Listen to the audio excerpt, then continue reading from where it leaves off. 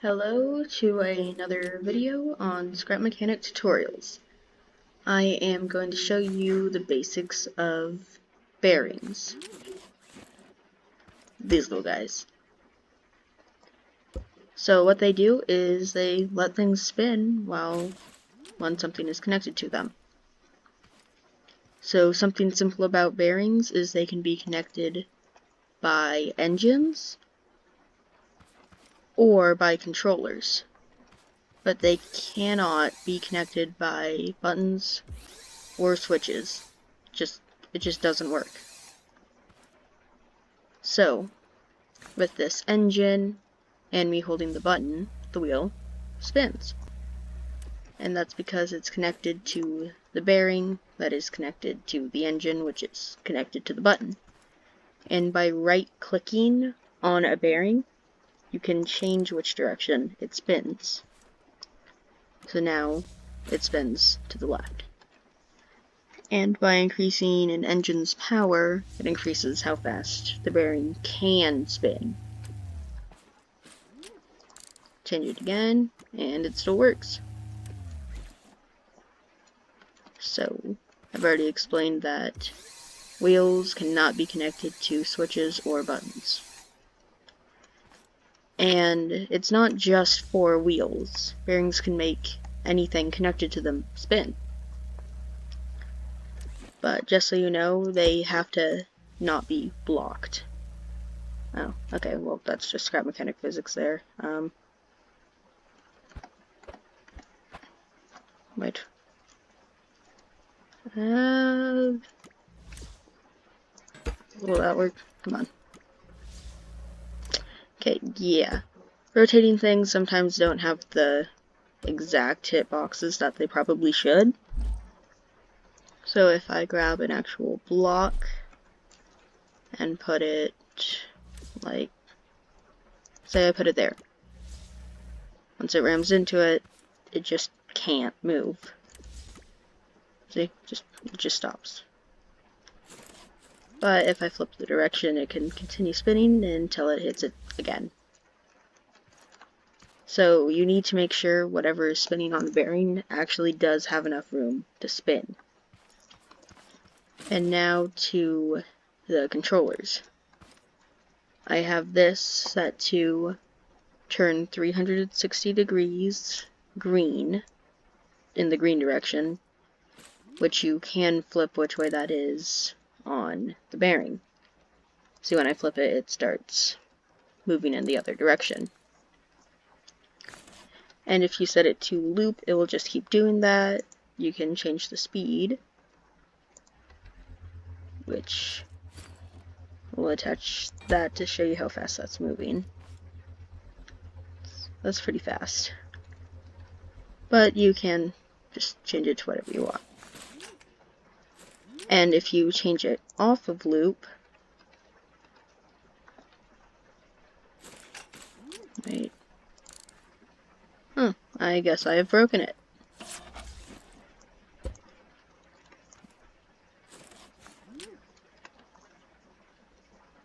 Yeah, I think I broke something. I'll just... There we go. Right now. So, yeah, sometimes scrap mechanic breaks. So, you need to know that if something doesn't work, you might just need to save your game, exit, close down scrap mechanic, and rejoin. Because if you leave scrap mechanic on for too long, things can start getting weird. So if I put this to go 360 degrees and turn it on, it does it once. Watch.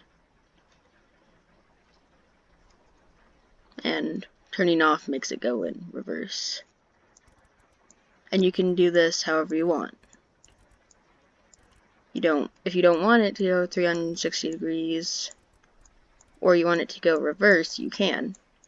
There is no limit to how how far a bearing can spin in one direction. It just spins. See?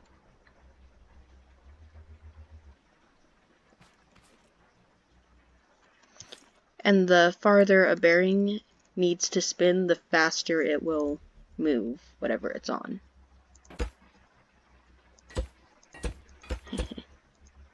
Wheel. So yeah, you can attach things to wheels, and with normal,